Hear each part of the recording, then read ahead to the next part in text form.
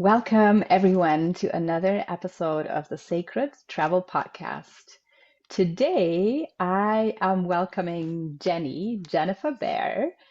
She is the owner and the beautiful soul of a coffee place in Zurich. Jenny is life-loving and mostly joyful human for 46 years, sharing a household with way too much male energy, as she says herself, with three teenage sons, a hubby, and a doggo. She's captain of the Café Rumi ship, the little neighborhood coffee shop turning people into friends, giving out free hugs and kisses. She charges for homemade and love-filled goods and brilliant coffee, always adding smiles and kindness for free. Embracing changes and growing into becoming a confident queenager. I love that. Welcome, Jenny. Thanks for having me, Julia. Hi. Hello, and I'm excited to be speaking with you about the mesmerizing Val Lumnezia, where you have been a participant on my retreat 2 years back. And you know that it's such a soul home to me, and it's also my great desire to share that medicine up there of these, yeah, pristine areas. It's a mountain area. And I yeah, we're diving right into it. So I'm really excited how you experienced all of that. And my first question to you is how did you experience the medicine of this place of Valumnetia? Well, you're actually right saying, how do you experience it? Because it's been 2 years, but I still can reach out, and I do reach out to this place a lot, even now, even 2 years later, because it was a really, really special experience to me. Well, there were many things that were special and unique and beautiful about it, but the soil and this place, the geography of the Val Lumnezia was the soil where all of this could happen and did happen. And it was just powerful, which I had no idea. I had no idea what to expect anyway. I just signed up to get away for a couple of days into nature. That's what I signed up for. Little I knew what I would get. It was it was healing and charging and comforting also. It was like a big embrace from a higher, from something out there. That's And beautiful. And I love how you say that, it still continues because the way that I always talk about this sacred site medicine, how I call it, is that it's kind of codes that are alive within us and that get turned on once we walk a land or like we engage with, like we feel the water, we hug a tree, we smell the flowers. And so it is something that is very much alive within us. And it's not just coming out like when we are there, but then we take these living codes with us everywhere we go. So I love that you just kind of mirrored that in a way. absolutely, absolutely. There was also like, I mean, it gave this place gave us or gave me the peace to listen to or see or pay attention to things, signs, little wonders that still until now charge me every time I think of them. It's it was the flowers, it was the mountains, of course, it was the berries while we walked. There was blueberry bushes in the wild. It was just like in the movies, but nicer. And we were in there, and um we were part of the scenery. We weren't guests. We were part of the scenery. And yeah, it was a home feeling without being home. Also, I didn't know any of you. I Mm, just met you there, right? I arrived at midnight. It was dark. I woke up in the morning to this breathtaking landscape, which I could look out to from my bed. And then I met you.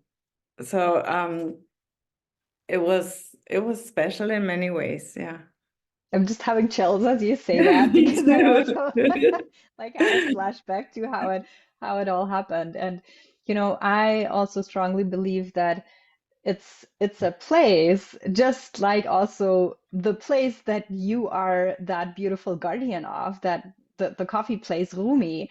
It's places that call people together and that have a soul on its own, and that also orchestrate like who needs to come together in order to form a special constellation for healing or for magic to happen. Absolutely. That was one of those places, or maybe the place. Can you, because you just said that there was so much and you touched a little bit on like the flowers and the soil and maybe also the crystals that are in the mountain. What is can you speak to one or two like experiences that you had over these few days that we were up there that really also ignited something within you that you hadn't noticed before? Yes, there were many little incidences, but there was one very, very remarkable one. And I've told about that. I spoke about that a lot already with my friends because it was an intense feeling. My best friend's dad was in hospital, and I knew he was about to go to the other side. And we were doing this long hike. We did this 8-hour hike, and it was just about noon, and we arrived at this really beautiful spot. And Linda, who was very comfortable with flowers and educated, and she knew a lot, and she could explain that we found so many really beautiful healing plants, which I only knew from the books. And here they were everywhere around me, just growing, smiling at us. And then we found one edelweiss. Somebody found it. I don't know who it was. And then there were there were butterflies. It was just a really nice moment. But I also had in my heart, I was a bit heavy-hearted knowing that the dad, who I also knew since I was a little child, was in hospital about to leave. And then I was telling the story that I read this book from Laura Lynn Jackson about signs, and that butterflies, there was a butterfly, that they are always or quite often a sign from the other side, a lovely greeting from some Hmm. soul who already went. And then somebody found that edelweiss, and I bowed down to touch the edelweiss. We wouldn't pick it up, but we would touch it. And then like 10 or 12 butterflies just flew away from that edelweiss. Oh, wow. And I knew he was just going to the other side. I just knew in that Wow. moment. And it really was touching. Mm. And 20 minutes later, my bestie called me to tell me that he just left 20 minutes ago. So I'm pretty sure that was the moment, and I could be with him or with the family while he he changed sides. Yeah, yeah. Oh, wow. I mean, I knew about the moment that she called you, but I didn't know about the moment before about the butterflies. Wow. Yes. Oh, I'm having chills. It was really beautiful Yeah. in many ways and comforting because it was a beautiful feeling, and I knew Mm, he was all right. He was fine. yeah. That was the most intense one, but there were more little, I don't know if I call them all, but yeah, it's proof enough of um this place sharpening all our senses for these energies.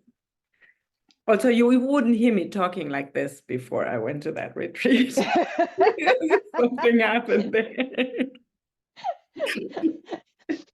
Yeah, yeah.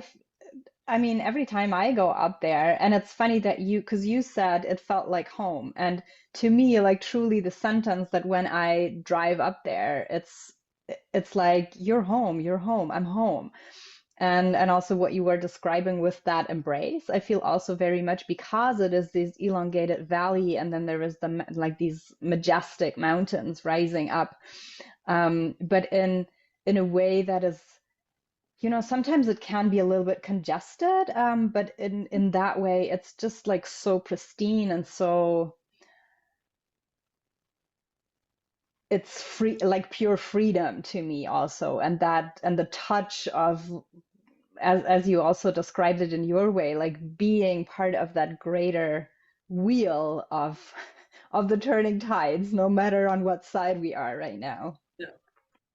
Absolutely. Also, I do love the mountains. I do live in Switzerland, but I don't always feel that way when I'm in the mountains. I do admire them, and I love nature in general, and they make me humble. But normally at some point I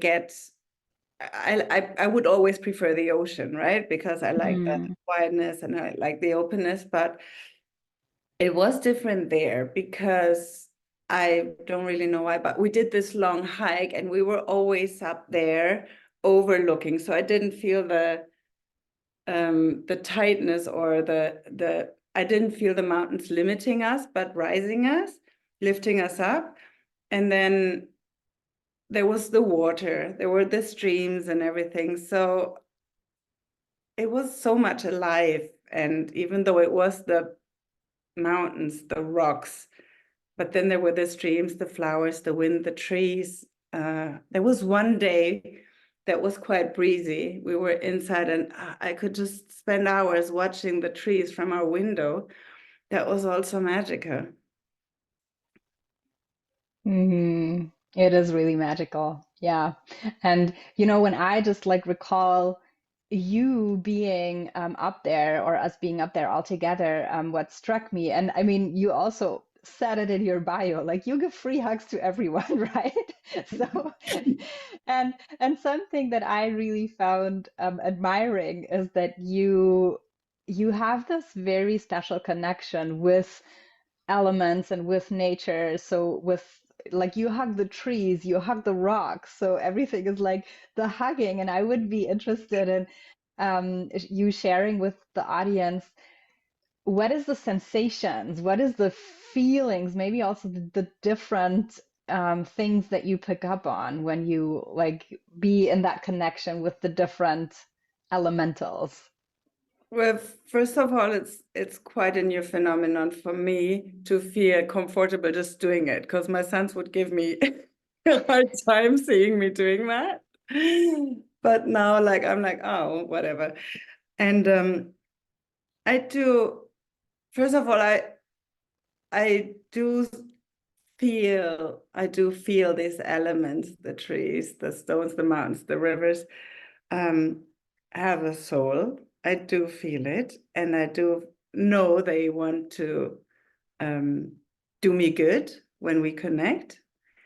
But then also, it's for me, a person who loves to hug and touch. It's so nice because they don't judge me. They don't interpret the way I hug. Is it too Oh, I much? love it. Less? Am I just doing it because I'm expected to, because I put the sign free hugs there, or I can just hug them every tree. And I tell myself that it would be nice if I was a tree, I would be happy if someone would hug me. Oh, yes. I love that. Oh, it's beautiful. So what would you say, what can people expect? Although I don't really like the word expectations, but it's like, what can people experience when they go up to Val Lumnezia, or even just, connecting etherically to the place? Um, well, the place, the first word that would strike me would be beauty, like this clear beauty of nature, because you have the meadows and the flowers. We did this meditation circle in the morning. It was just nearby. It was a short walk. Um, that was simple yet beautiful and intense, overlooking the mountains. Then we did this amazingly long hike with so many different stages of flora and fauna and streams and rivers and woods and clear meadows and animals, the cows and stuff like that. But then also we went through the woods to the Rhine River, and there was this mighty rock, which was called Teufelsfelsen. I don't know what was the It's name of Devil's Rock. Yeah. the Yeah. Devil's Rock. And we did some powerful meditation and talking and dancing there. So it's so many different landscapes, so different sceneries we expect. It's not just this, your background, mountains and meadows, it's also the rivers and the streams and maybe the lake this time, I don't know.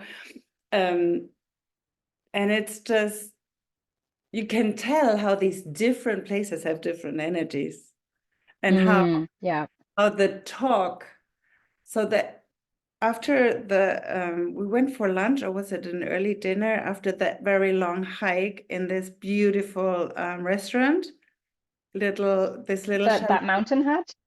Yeah. Exactly. And the talk inside there was so different from the talks we would had outdoors. It was not better or worse. It was just a different, you could tell that it was a different level of intensity, a different level of being open.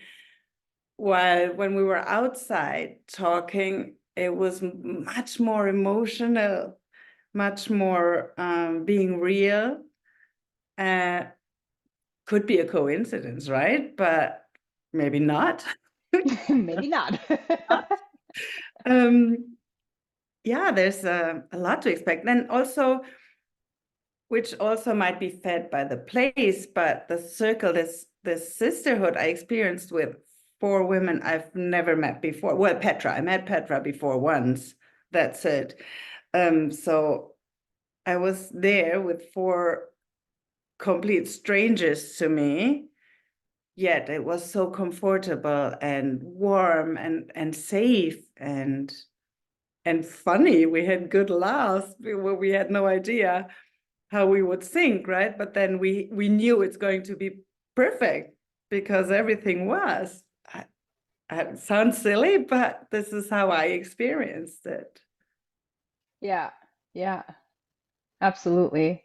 And it's so true what you say about that the different places carry different energies, and that also invokes, the different qualities within us, and that plays out then in the way that we behave or interact or engage with each other. So it's an interesting observation. Thank you also for feeding that back. Yeah. Absolutely. Yes, right. That's exactly how I felt it. And I'm curious, because we had a stone circle experience there too, which is like a little bit further down the mountain. And I don't know if it was your first experience like being in a stone circle, and that is one of it's not like in the way that you imagine Stonehenge, just for the listeners and the watchers out there. It's more like spread all over the mountain. And it's almost also like an entire landscape. But I'm always very much drawn to the place because I just, yeah, find it fascinating to like engage with these ancient clocks, calendars, in whatever way you want to see it. And I'm curious, how did you experience the feeling while we were on that stone circle area? So that was on our way back, right?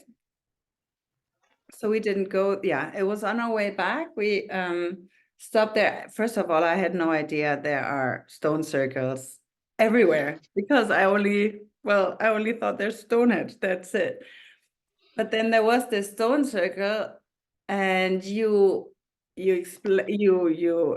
told us about the place, and then you explained to me the ley lines, which I've never heard before, and I really like that, and I really got curious, and I want to learn more about that. So we ended up in this stone circle place, and I think I was already about getting back, organizing the kids. So I wasn't Okay. I wasn't focused enough anymore. Yeah. I do remember me hugging a stone. I do remember that because I always do that. And I knew I wanted to come back to focus better. So I think I missed out on the intensity of the stone circle because I was already quite busy seeing what's going back. But then afterwards, or before, we had the picnic just above in this little meadow above the stone circle. And there, and that's when I again got a flash of this beautiful energy where I could totally understand the concept of ley lines and being one Mm. and feeling it. So that's part of the stone circle for me. That was the stone circle experience for me. So that includes this gathering we had there, which was also a bit emotional because it was a wrap up of this event we had together. Yeah, so I'm looking forward to getting more stone circle experience because I also one you held here nearby. I totally open and totally curious about feeling them more intense. It's it's so interesting that they are actually all over the place, like these megalithic structures. We just don't know about them. And Yeah. so, also an invitation to everybody listening or watching this, like go, you don't have to go far. Like look in your area, and I'm sure that there is some sort of megalithic structure, even if it's not a stone circle, that is close by. And especially the stones, they hold these, it's like a record keeper. Stones are like record keepers, especially because they, well, most of them depends also how like they are on the consistency or the material that they are made of. But in Val Lumnezia, there is quite a big amount of quartz in the mountain, right? And so quartz is like the um, it's programmable. You can use it to store information, and it's also a conductor. And so that's also what makes it so powerful, especially when you combine it with the water. And so it's something to me, like these stone circles or these structures are always in a way a library, like a natural library that you can go and then for you, like when you hug it, you receive you Yes. receive the imprint of the information that is in the stone. Yeah, I like that. Awesome. But also I was going to look up more stone circles nearby where I could just look around and wander around because I do know that they are special. Maybe it's from the books I read, maybe it's from the series I watched, but I'm quite fascinated. So I'm now regretting that I missed out on being open enough on the way back 2 years ago when we were there actually, but there's another chance I get.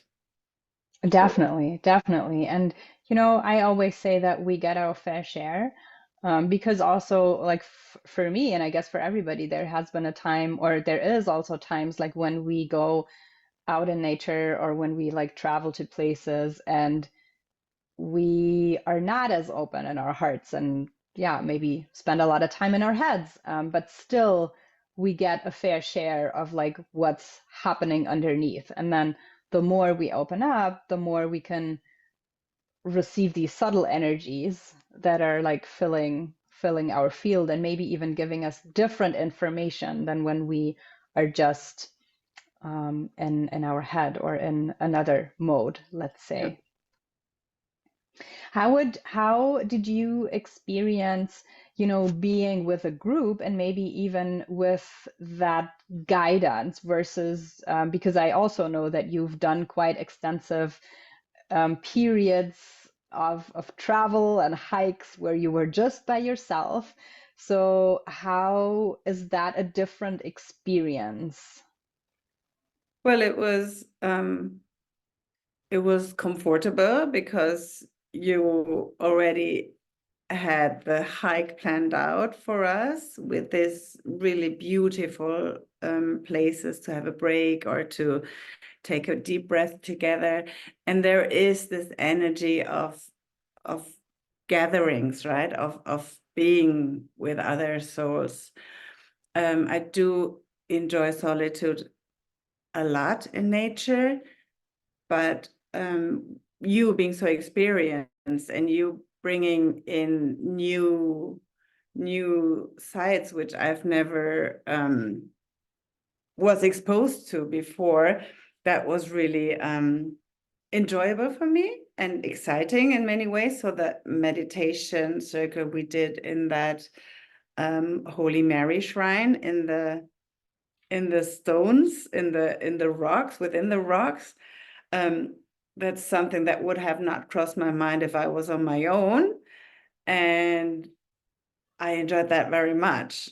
When I'm on my own, I'm not exposed to or I don't expose yet. I'm just saying yet.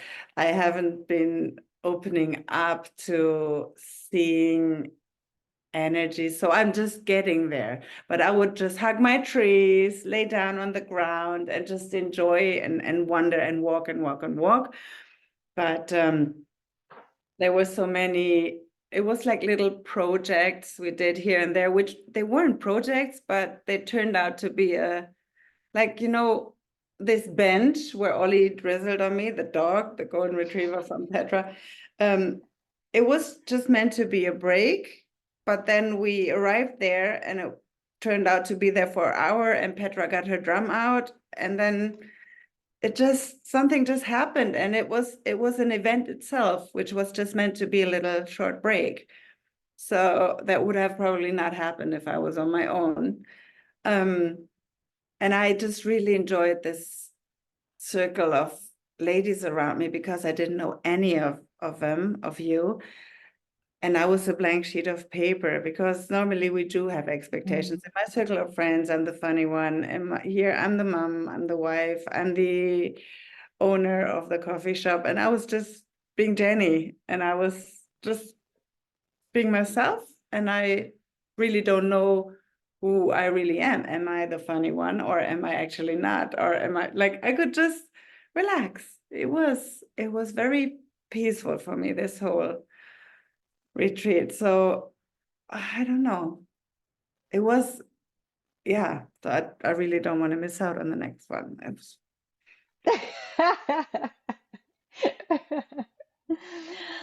Yeah, it's true that I feel also the qualities of the landscape, it's almost, like this ticklish feeling of like, oh, I'm pulling out something inside of you that is only very subtle and that maybe I haven't even realized myself yet, or I was not ready to express it in a way. Hmm. And then all of a sudden it's there and it's your truth. And then it's also about, okay, I see you. Like, how do I integrate you?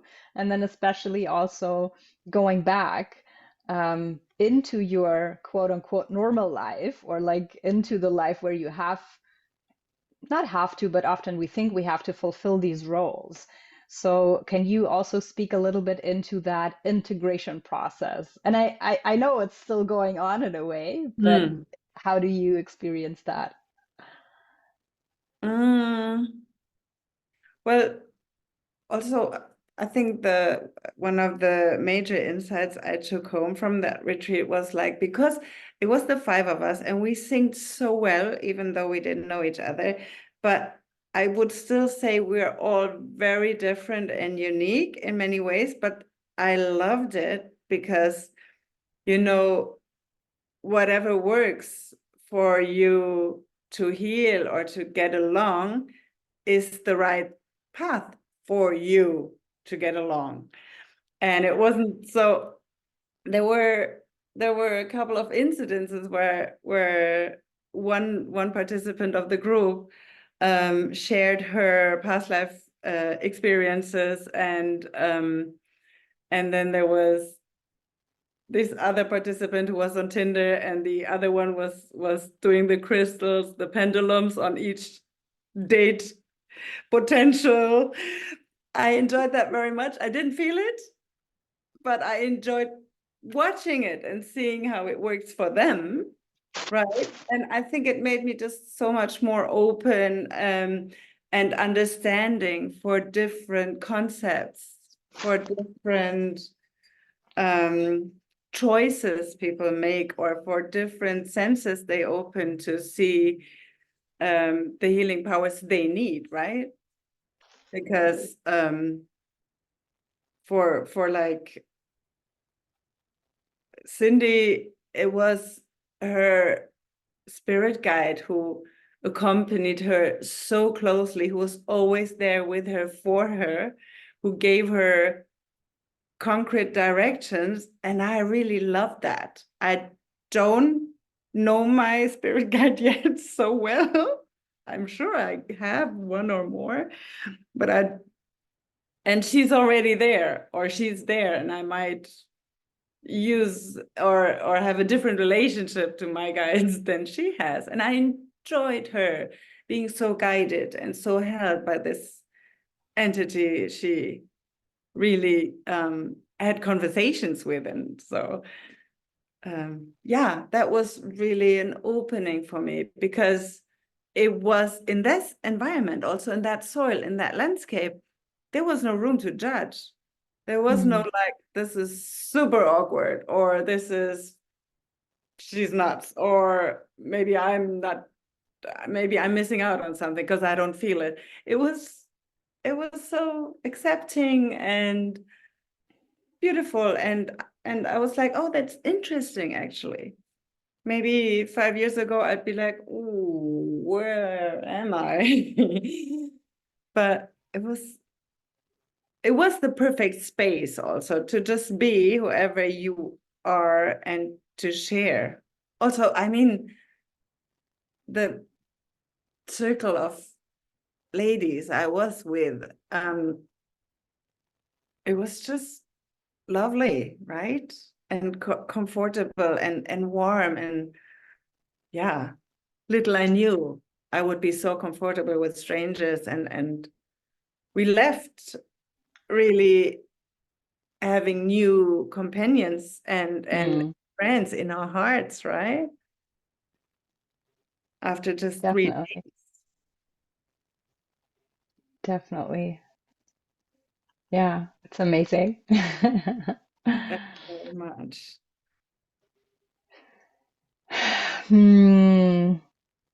So I'm just seeing because you spoke to so many things already, but maybe also to close it off once again, would you say that like traveling to sacred sites, and I'm still going to be calling it a sacred site here, because I also feel that the landscape is just so sacred, and we find also these ceremonial sites right everywhere when we want to look for them. So, would you say that traveling to such places is an integral part of a journey of expansion and like opening up to greater truths? Oh yes, absolutely. I do think that's the easiest and not always most comfortable way, but it's the most, well, it's the clearest impact you can have traveling, like getting out of your familiar zone, going to places. And then even so, these sacred places are even more, how do I say, so going there, I think they give you more than just a new, like if you go to London or visit a new city and you go through the guide and visit all these sites and you take them off and you love them, experience, watch a musical. But going to the sacred places, you probably do a bit of research, and then reading alone or learning alone why they are there, or what they are familiar for, or what they stand for, already opens up so many doors. You would like to go through and dig deeper and understand. I think that's an easy way to expand your awareness, or to grow and to learn. But also, I think if you can't afford it, or if you can't really you have little children or whatever, and you feel a bit immobile at the moment, you can also find those spaces nearby, right? As you said, they're everywhere, whether it's a stone circle or it's the woods or it's a stream. Just go out. But then, I mean, Glastonbury is on my bucket list, right? There are places in Canada, there are now on my bucket list from the Indians and stuff where I'm like, I want to go to Tulum, Mexico. And so now it's just like that door opened and I want to go through, and then more doors. And then, yeah. That's beautiful. Any final pieces of wisdom for our audience from you? Just go out and hug trees and stones and, yeah, take deep breaths out there. Yeah, just hug trees and people. And Hug people. And I was just gonna say, if you happen close to be close to the Zurich area, then pass by Jenny's coffee shop in Kilchberg, and you get a free hug from her. Definitely. Definitely.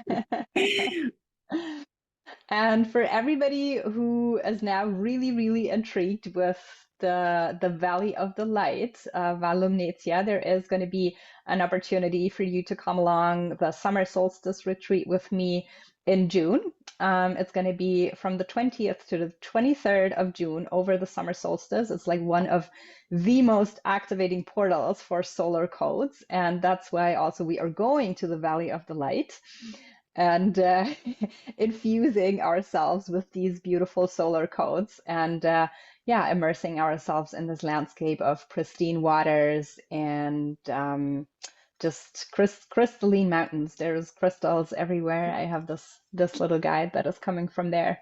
I still love it so much. So yeah, if you want to come along, there is 6 spots available. Everything is going to be in the show notes, the link and everything. And I am looking forward to the women who are feeling the call. It's a women's retreat. Yay. Of this little bracket. Jenny, thank you so much. That was awesome. I really love and can't get enough of speaking about, yeah, my soul home and all these beautiful places that I carry so much in my heart. And I hope that you carry it in your heart. Well, I know that you do too now. Thank you for that beautiful and inspiring conversation. Thank you, Julia. Thank you so much. Also, thank you for doing the work you do and for setting up another retreat. I mean, it's such a beautiful sharing of yours. Thank you. Thank you. And I'll see and I'll hear everybody in the next episode. Bye. Bye.